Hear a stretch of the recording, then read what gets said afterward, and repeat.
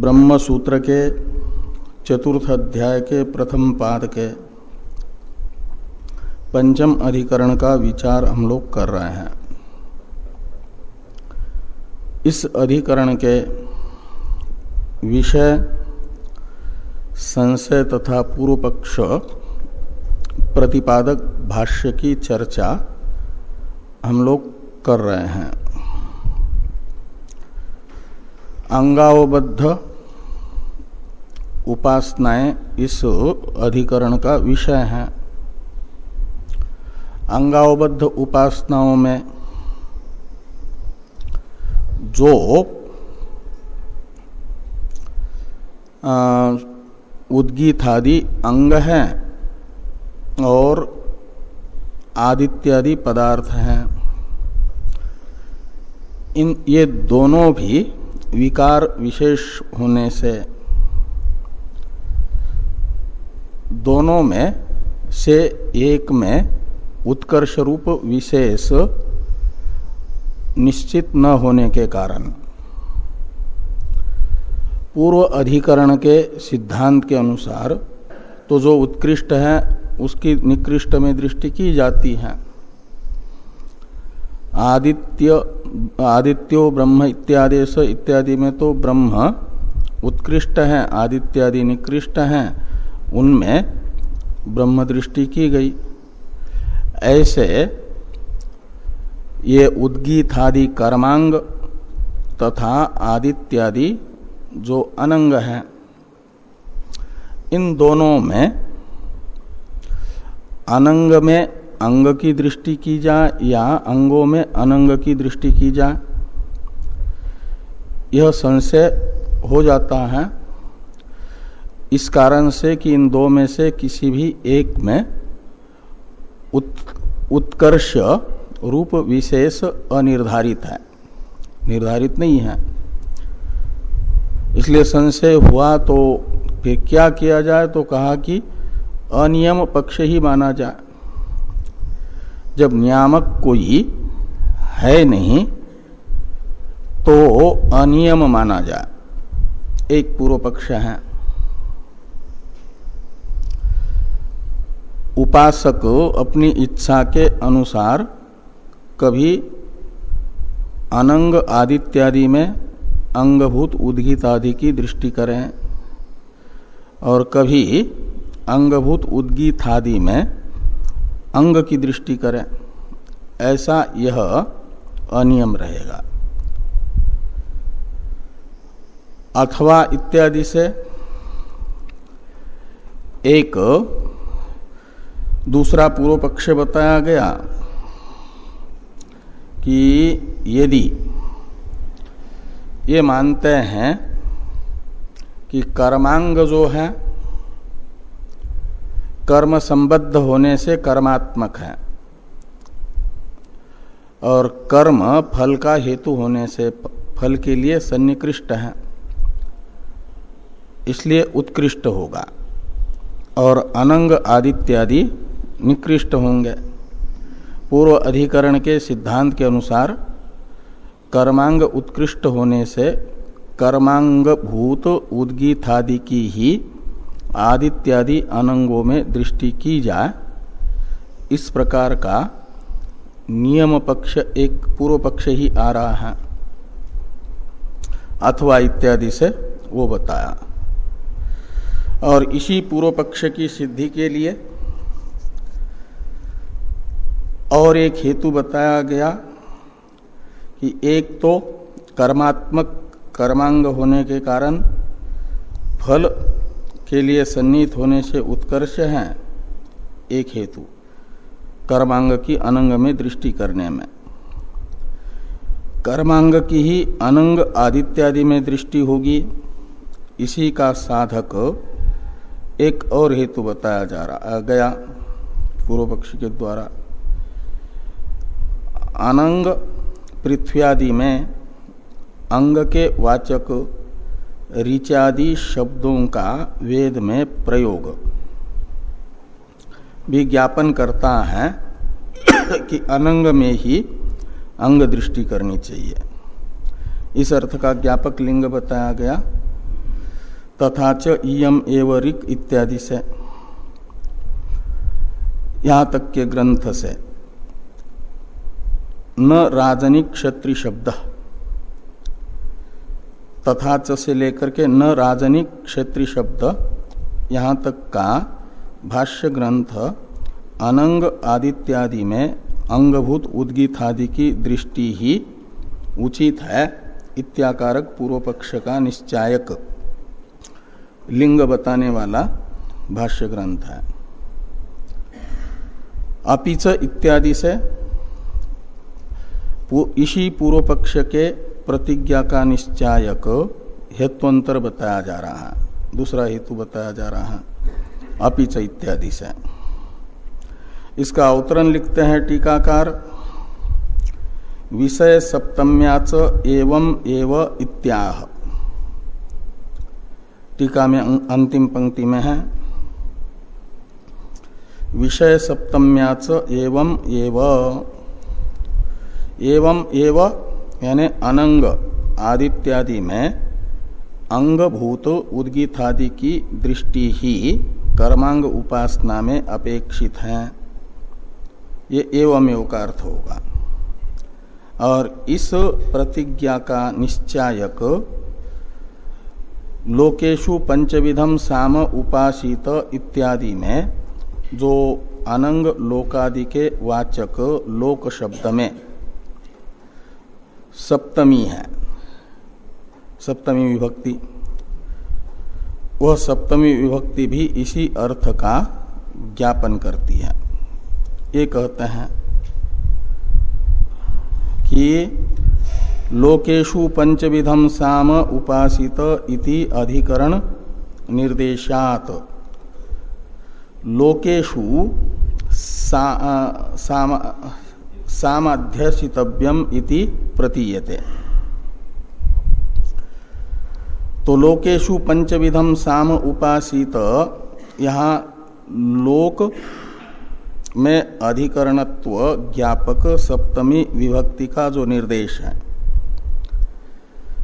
वह ज्ञापन कर रहा है कि लोक जो पृथ्वी आदि हैं वे अनंग हैं, उन्हीं में साम रूपी अंगों की दृष्टि करनी चाहिए।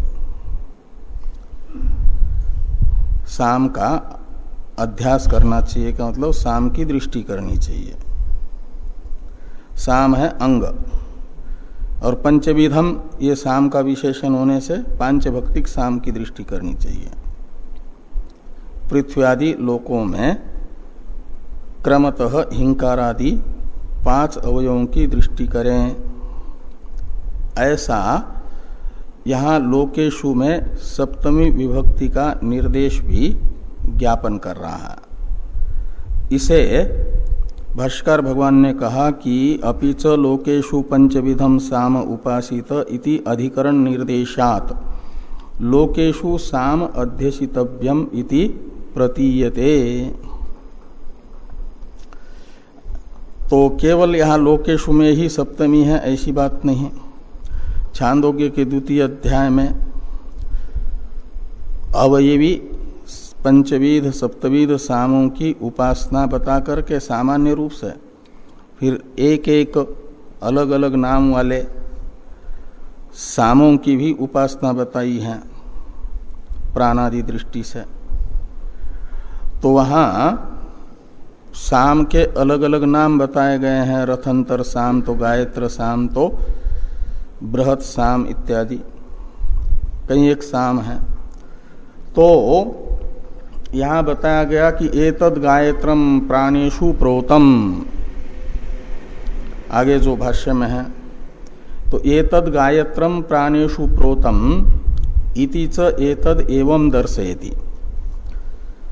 एतद गायत्रम प्राणेषु प्रोतम इति एतत् यानी यह वाक्य भी एवं दर्शयति यानी अनंग प्राणादि में अंगभूत गायत्र संज्ञक साम की उपासना ही करने के लिए बताता है। ये कहते हैं कि एतद गायत्रम प्राणेषु प्रोतम इति च एतद एवं दर्शयति।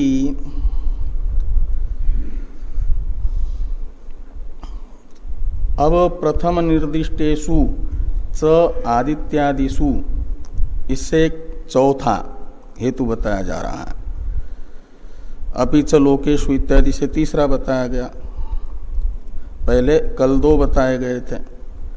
अनंग आदित्यादि में ही अंगभूत उद्गीतादि की दृष्टि करना यहाँ पर उचित है। ये जो पूर्व पक्ष है, द्वितीय पूर्व पक्ष, इस द्वितीय पूर्व पक्ष के साधक अभी तक तीन हेतु बताए गए, चौथा हेतु बताया जा रहा है प्रथम निर्दिष्टेषु इत्यादि से। इसका अवतरण है टीका में। पहले एतद् गायत्रम प्राणेषु प्रोतम में जो गायत्र शब्द आया वह गायत्र संज्ञक साम का वाचक है। ये बताते हैं कि गायत्र संज्ञम साम,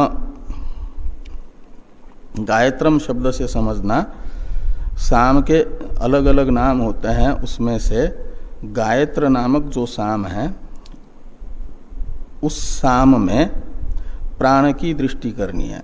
यानी प्राण दृष्टि से गायत्र संज्ञक साम की उपासना करें, ऐसा वो वाक्य बता रहा है।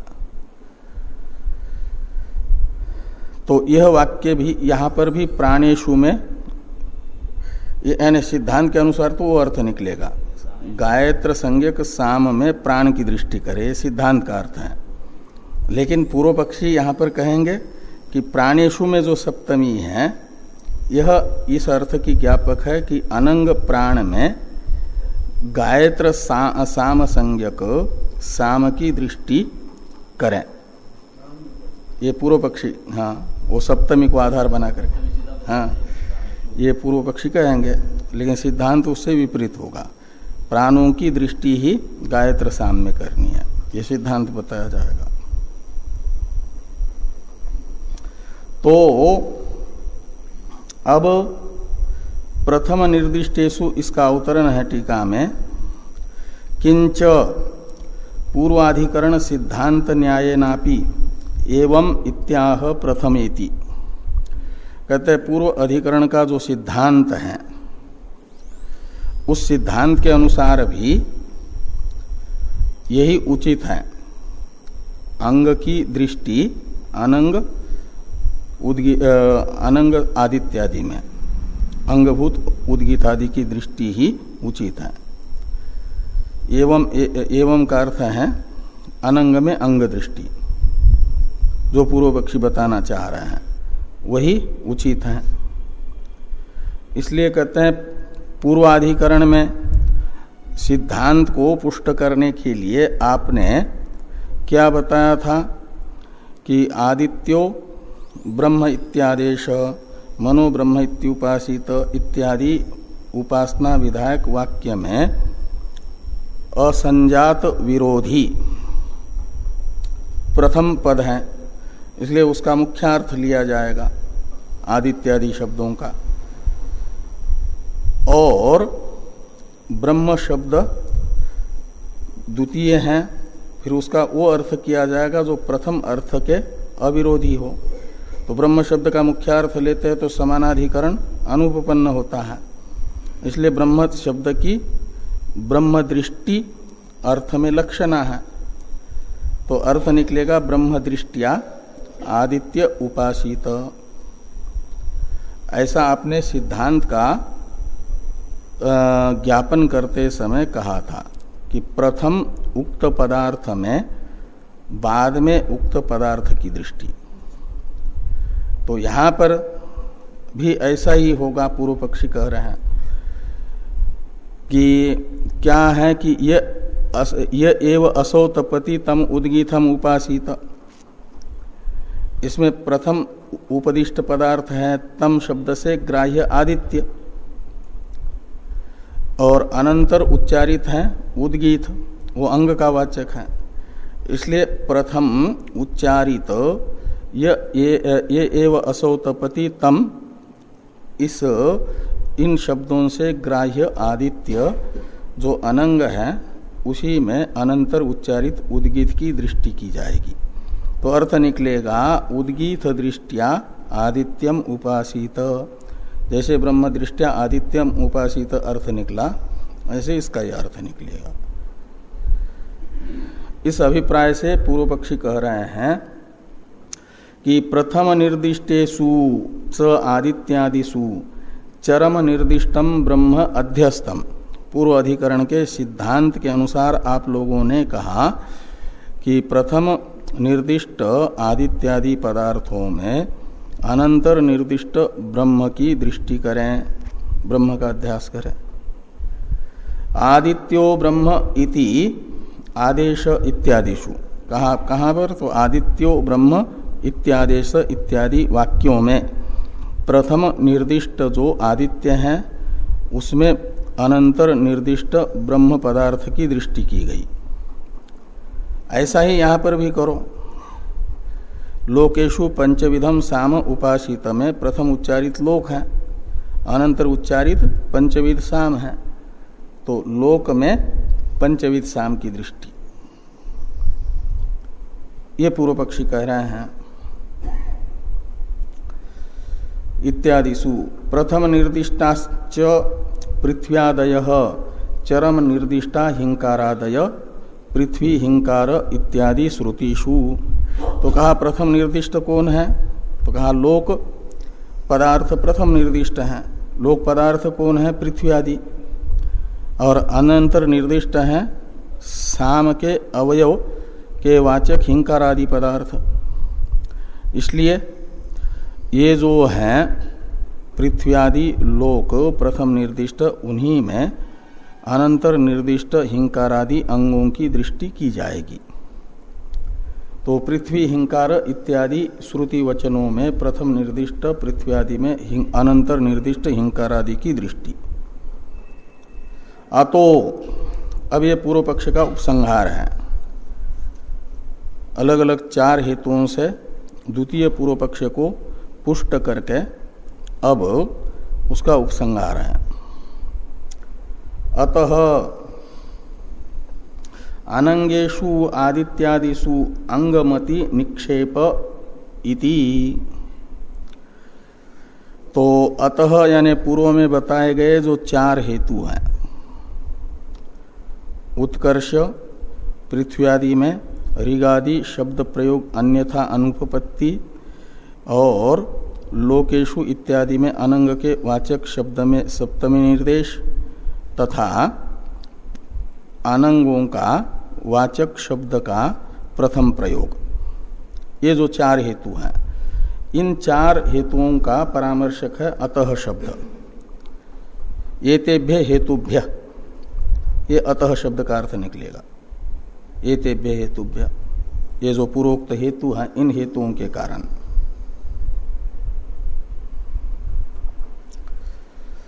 अनंगेशु आदित्यादिषु, अनंग जो आदित्यादि हैं उन्हीं में अंगमति यानी अंग दृष्टि निक्षेप, अंग दृष्टि की जाए, ये पूर्व पक्षी ने कहा। अब सिद्धांत का अवतरण भाष्य है एवं प्राप्ते ब्रूमः, सिद्धांत सूत्र का यह अवतरण भाष्य है। इस अवतरण भाष्य की अवतरण टीका है, इसे देखिए। अनंग बुद्ध्या अंगानि उपास्यानि इति सिद्धांतयति एवमिति।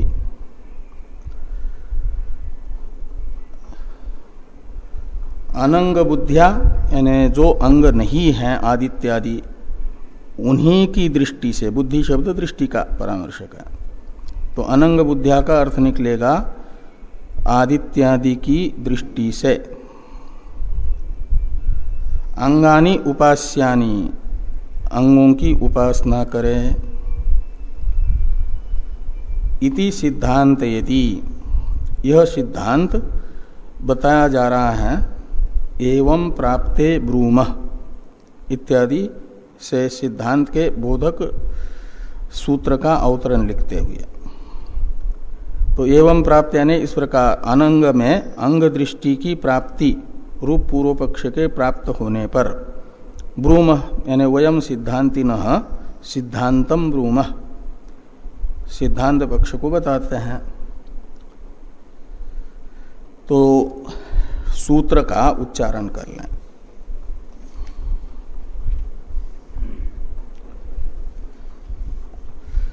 आदित्यादि मतयश्चांग उपपत्ते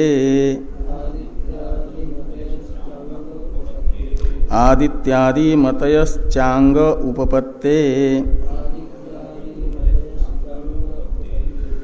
चार पद हैं इस सूत्र में। आदित्यादि मतयः च अंगे उपपत्ते, ऐसे चार पद हैं। तो अंगे यानी कर्मांग जो उद्गीत आदि है, सूत्रस्थ अंग शब्द से कर्मांग उद्गीत आदि को लेना, उद्गीत साम आदि। तो अंग में ही आदित्यादि मति यानी आदित्यादि दृष्टि, मति शब्द दृष्टि का परामर्शक है। ऊपर से अध्यार कर लो कर्तव्या। तो अंगे आदित्यादि मतय कर्तव्या। सर्वम वाक्यम सावधारणम भवति, इस न्याय से एवकार का भी प्रयोग किया जाएगा वो मतय के साथ। तो अंगे आदित्यादि मतय एव कर्तव्या, और एवकार का व्यावर्त्य होगा पूर्व पक्ष। पूर्व पक्षी कहना चाहते हैं अनंग आदित्यादि में अंग की दृष्टि, उसका व्यावर्तन हो जाएगा। और ये कहा जा रहा है सिद्धांत कि अनंग जो आदित्यादि हैं उन्हीं की अंगभूत उद्गीत आदि में दृष्टि होगी, अनंग आदित्यादि में अंग की दृष्टि नहीं। ये सिद्धांति की प्रतिज्ञा हुई। सिद्धांति की प्रतिज्ञा का साधक हेतु विषयक प्रश्न पूर्व पक्षी का होगा, कस्मात् हेतु इत्याकारक। इस प्रश्न का उत्तर देने के लिए अंतिम पद है उपपत्ते,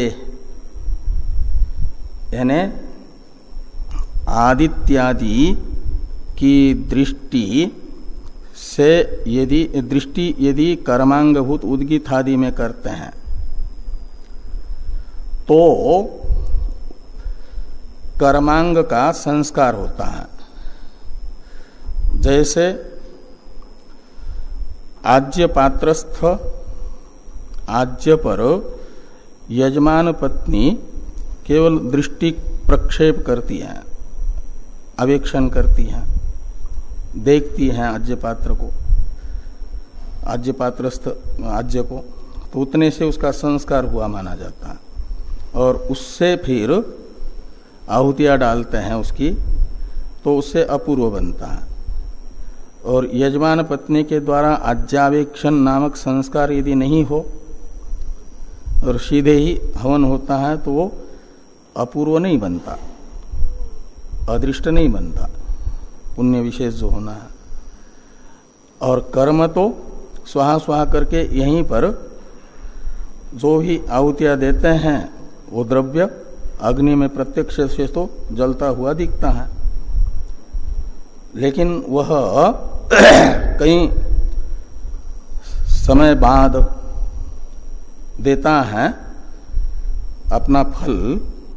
तो बीच में वो कर्म तो समाप्त हो गया, बीच में उसका कुछ सूक्ष्म रूप माना जाएगा ना। वो सूक्ष्म रूप है अपूर्व, जिसको अदृष्ट कहा जाता है, पुण्य विशेष कहा जाता है, धर्म विशेष कहा जाता है।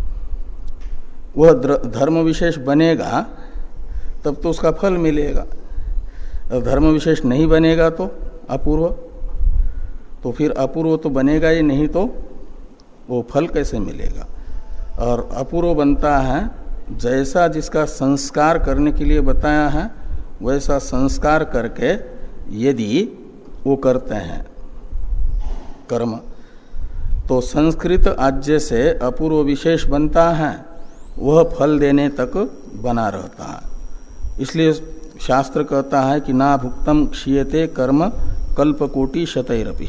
प्रत्यक्ष से तो हम कर्म जैसी पूर्णाहुति होती है यज्ञ का समापन होता हुआ स्थूल रूप से देखते हैं, लेकिन कहते हैं कोई भी कर्म पुण्य या पाप होता है तो जब तक उसका फल नहीं भोक्ता, जब तक भोक्तापना है बुद्धि में और भोक्ता के द्वारा किया हुआ कर्म जब तक उसे अपना फल नहीं भुगता तब तक सैकड़ों कल्प बीत जाए, करोड़ों कल्प बीत जाए, लेकिन बना रहता है।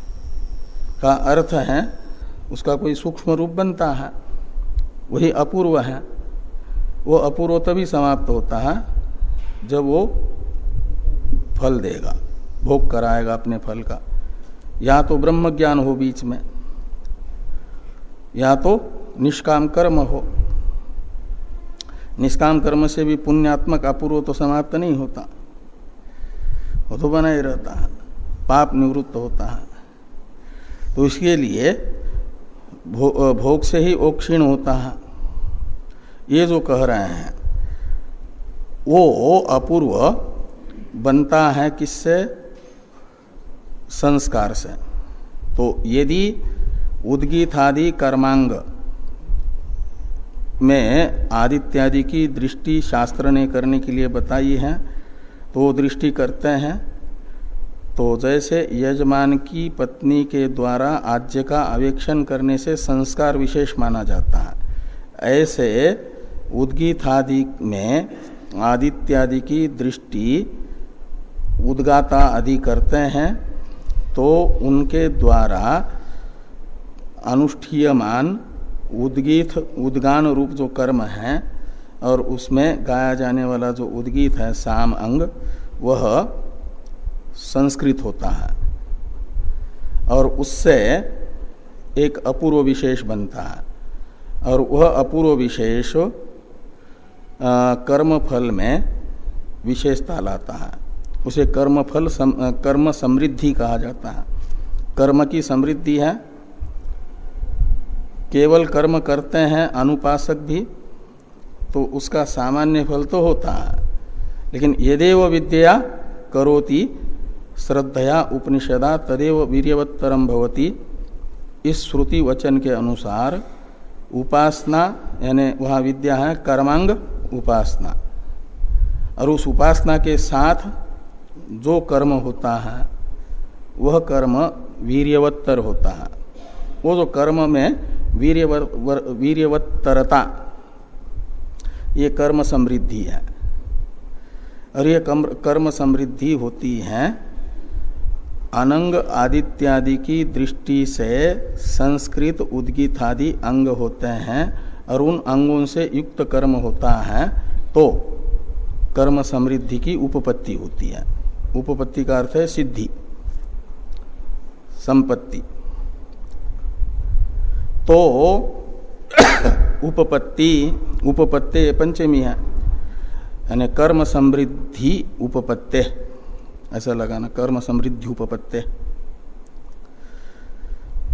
अंगभूत उद्गीतादि में आदित्यादि की दृष्टि से कर्मांग उद्गीतादि का संस्कार होने से कर्म समृद्धि की उपपत्ति हो जाने से अंगभूत उद्गीतादि में आदित्यादि की मति ही करना उचित है। ये सिद्धांत, इस सूत्र का अर्थ है। इसी प्रकार का अर्थ भगवान भाष्यकार बता रहे हैं। भाष्य को देखिए अब।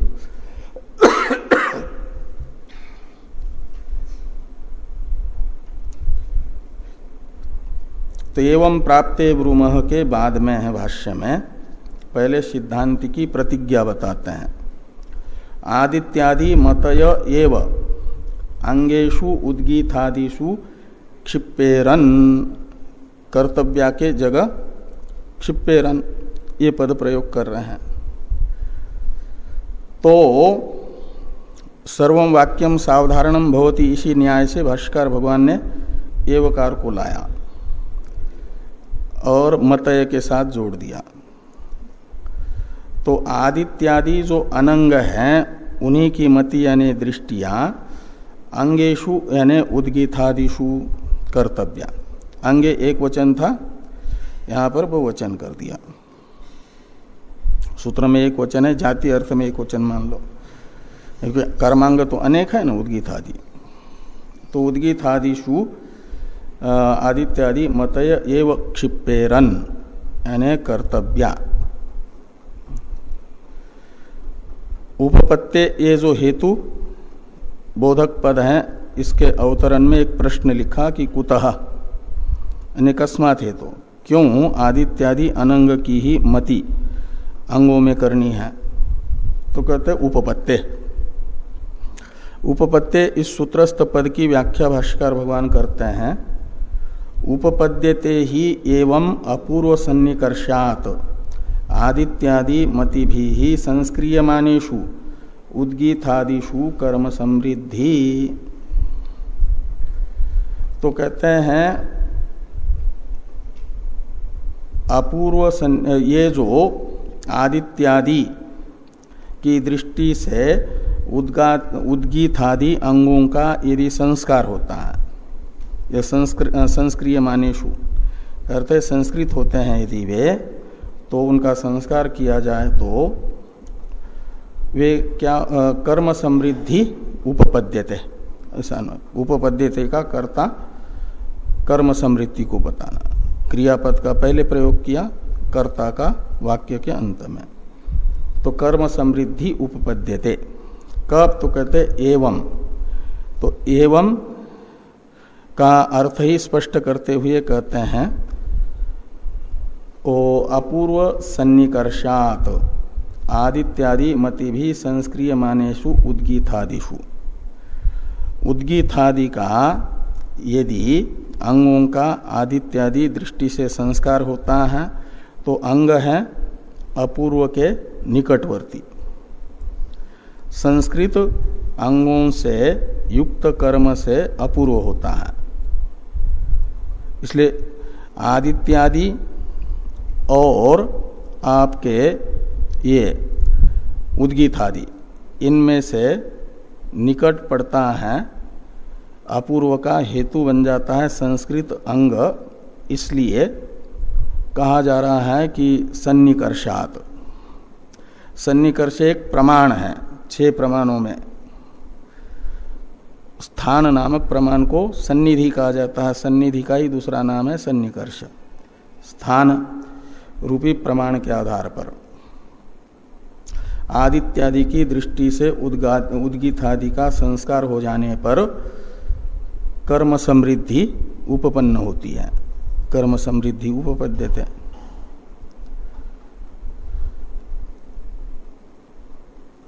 उपासना कर्मांग उपासना से कर्म समृद्धि होती है, इस अर्थ का ज्ञापक प्रमाण बताया जा रहा है।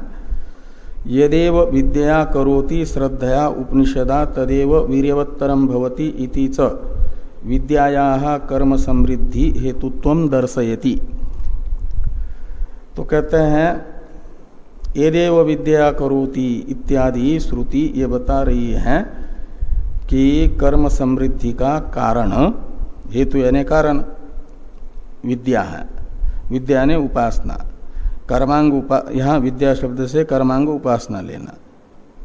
तो कर्मांग उपासना रूप जो विद्या है उसमें कर्म समृद्धि हेतुत्वम दर्शयति, दर्शयति का कर्ता होगा यह श्रुति वाक्य, यदेव विद्या करोति तदेव वीर्यवत्तरम भवति।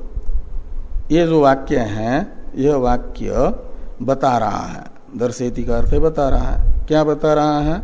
कि कर्मांग उपासना में कर्म समृद्धि हेतुत्व, कर्म समृद्धि का स्वरूप है कर्म का वीर्यवत्तरत्व।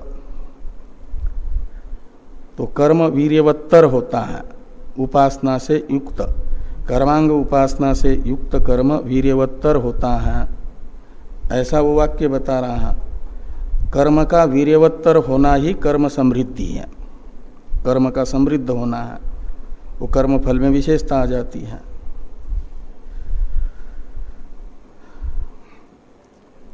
तो इस प्रकार ये उपपद्यते, ये जो सूत्रस्थ अंतिम पद है उसकी व्याख्या हो गई।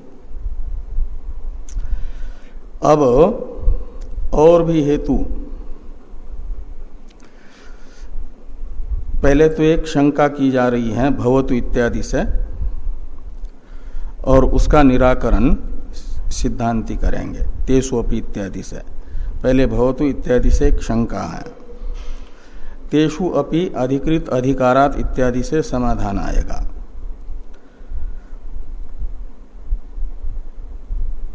तो इसका अवतरण लिखने से पहले टीकाकार भवतु इत्यादि का अवतरण लिखने से पहले ये जो सिद्धांत सूत्र का व्याख्यान रूप भाष्य है उसका थोड़ा अर्थ बताते हैं। उपास्तीनाम ही कर्म समृद्धि फलम श्रूयते। उपनिषदों में कर्मांग अवबद्ध उपासनाओं के प्रकरण में कर्मांग अवबद्ध उपासनाओं का फल कर्म समृद्धि श्रुति के द्वारा बताया जा रहा है। उपास्तीनाम ही कर्म समृद्धि फलम श्रूयते। साच ताभि अंगेषु संस्क्रियमानेषु उपपद्यते। सा यानी कर्म समृद्धि, जो अंगावबद्ध उपासनाओं का फल है कर्म समृद्धि, वह उपपद्यते। उपपद्यते का कर्ता उसी को बनाना, कर्म सा पदार्थ को। सा पदार्थ है कर्म समृद्धि। वो कर्म समृद्धि कब उपपन्न होती है, सिद्ध होती है? तो कहते हैं ताभि अंगेषु संस्क्रियमानेषु। ताभि शब्द से लेना वो आदित्यादि दृष्टि को। ताभि यानी आदित्यादि दृष्टि भी। ये तत्सर्वनाम है आदित्यादि मति, मूल में है ना आदित्यादि मतय, वो स्त्रीलिंग है। तो स्त्रीलिंग में तत्शब्द का तृतीय का बहुवचन बन जाता है ताभि। इसलिए ताभि यानी आदित्यादि मति भी। अंगेषु संस्क्रियमानेषु, तो उद्गीतादि अंग आदित्यादि दृष्टियों से संस्कृत होने पर सा उपपद्यते। सा यानी कर्म समृद्धि उपपद्यते। संस्क्रियमानेषु ये सती सप्तमी है, सत्सु। तो जब आदित्यादि दृष्टि से उद्गीतादि का संस्कार होगा तो कर्म समृद्धि उपपन्न होती है। कर्म समृद्धि है वीर्यवत्तरता, कर्म में वीर्यवत्तरता आ जाती है। अंगानाम समृद्धि अनुकूल प्रकृत कर्म अपूर्व जनकत्वात्। जो कर्मांग होते हैं वे जो कर्म समृद्धि है उसके अनुकूल प्रकृत कर्म के अपूर्व के जनक बन जाते हैं। कौन? कर्मांग। कर्म समृद्धि अनुकूल प्रकृत कर्म का जो अपूर्व है, कर्म से होने वाला अपूर्व, उस अपूर्व में हेतु बन जाते हैं कर्मांग, जनक बन जाते हैं उस अपूर्व के। और संस्कृत अपूर्व से, जैसे परिष्कृत बीज से अंकुर होते हैं, अंकुर परिष्कृत बीज बोते हैं, अच्छा बीज बोते हैं तो उसका अंकुर भी शुरू से अच्छा होता है ना। ऐसे ही संस्कृत अंगों से युक्त जो कर्म होता है वह कर्म पर कर्म समृद्धि अनुकूल जो अपूर्व है उसके विशेष रूप से जनक बन जाते हैं। इसलिए कर्म समृद्धि अनुकूल प्रकृत कर्म से अपूर्व उत्पन्न हो, इसके लिए कर्मांग संस्कार अपेक्षित है। और कर्मांग संस्कार बन जाता है आदित्यादि की दृष्टि से। यह आदित्यादि की दृष्टि करना ही कर्मांग संस्कार है। ये तो इतना वो अर्थ हुआ सूत्र के व्याख्यान रूप भाष्य का टीका के अनुसार। अब ये जो भवतु इत्यादि भाष्य वाक्य आ रहा है इसका अवतरण लिखते हैं टीकाकार। ननु यत्र उपास्तीनाम प्रकृत कर्म अपूर्व सन्निकृष्ट अंग द्वारापेक्षम फलम श्रुतम तत्र फलोपपत्तये अंगानाम उपास्यत्वं भवतु तद अनपेक्ष लोकादि फलेषु तु उपासनेषु कथम उपास्य विवेक इति शंकते भवतु इति। अब कर्मांग अवबद्ध उपासनाओं में भी दो प्रकार ये शंकाकार कर रहे हैं। कहते हैं ऐसी कुछ कर्मांग उपासनाएं हैं जिन कर्मांग उपासनाओं का फल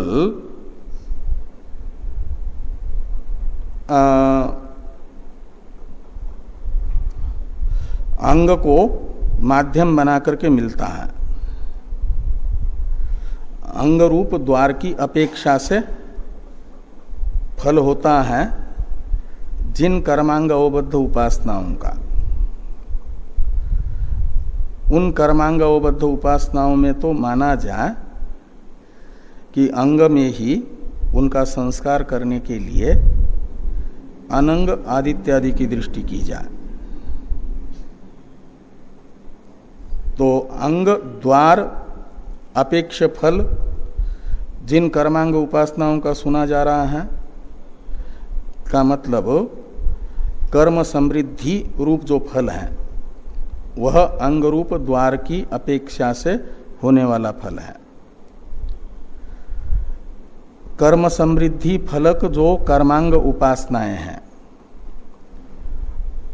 ऐसी उपासनाओं में तो कर्मांग में अनंग आदित्यादि की दृष्टि ये मान लिया जाए, लेकिन दूसरी जो कुछ कर्मावबद्ध उपासनाएं हैं, कर्मांगवबद्ध उपासनाएं जिनका स्वतंत्र फल है, कर्मांग रूप द्वार की अपेक्षा नहीं, यानी कर्म समृद्धि रूप फल न बता करके कुछ अलग स्वतंत्र फल बताया जाता है। कर्म में ही वीर्यवत्तरता नहीं, अपितु अलग फल जिनका है, ऐसी कर्मांग अवबद्ध उपासनाओं में तो माना जाए अंग की दृष्टि अनंग में।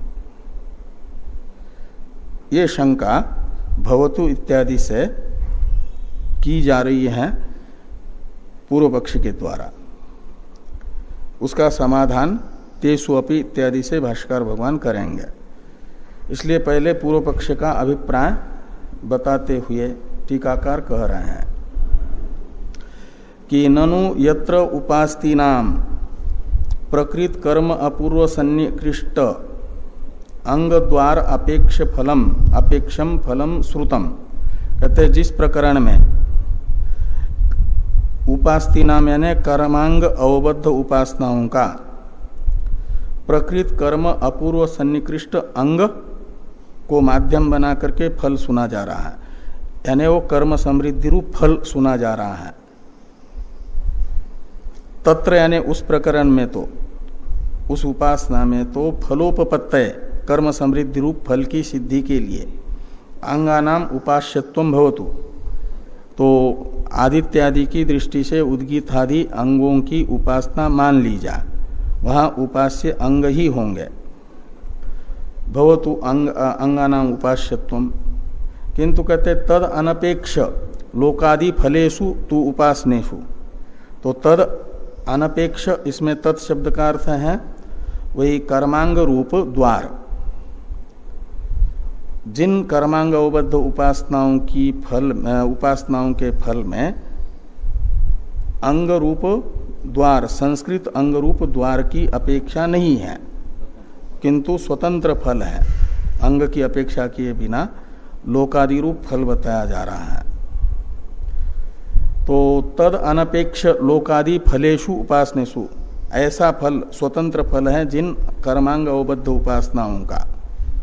उन उपासनाओं में उपास्य विवेक कथम, तो कौन उपास्य होगा? कर्मांग उपास्य होगा या अनंग आदित्यादि उपास्य होंगे?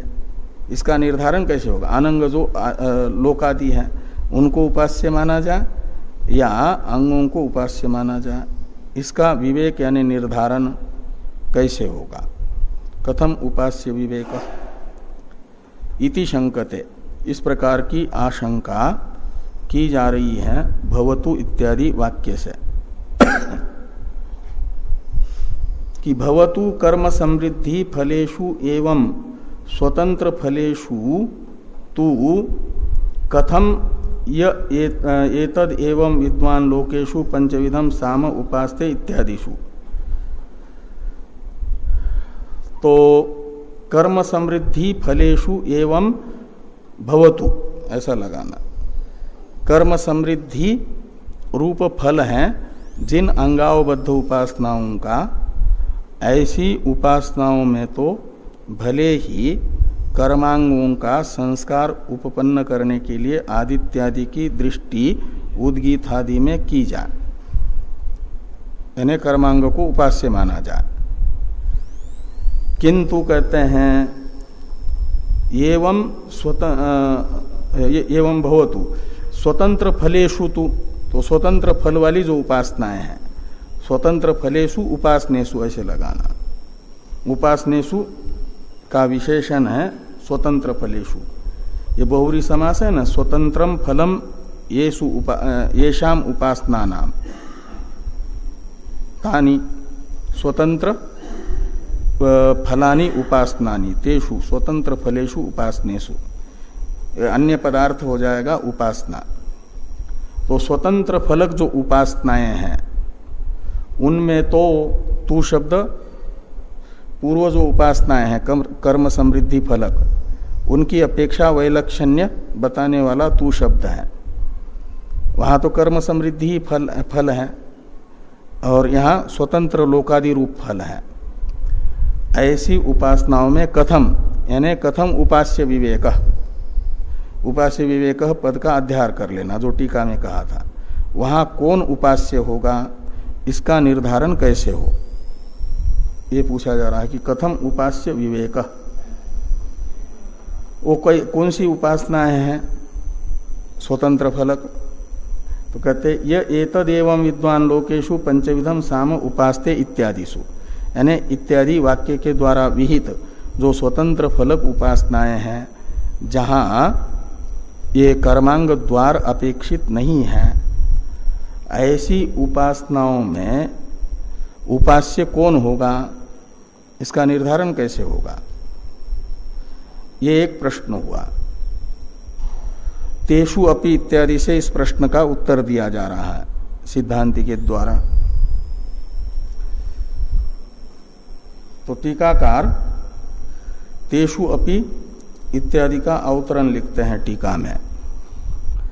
तो अवतरण देखिए, यथा स्वतंत्र पशु फलस्यापि गोदोहनस्य अंगद्वार अपेक्षया एव फलम इष्टम तद्वत लोकादि फलेषु उपासनेषु अपि